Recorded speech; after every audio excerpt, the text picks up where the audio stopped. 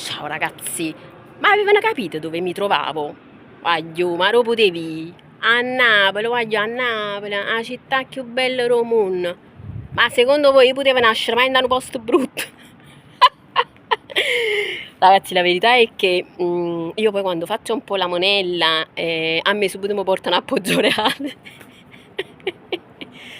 Ragazzi, qui mi sono disintossicata, rilassata, rigenerata, mo so bella carica, voglio già tornare a Taranto, già tornare per forza a Taranto, perché tengono un sacco che fa.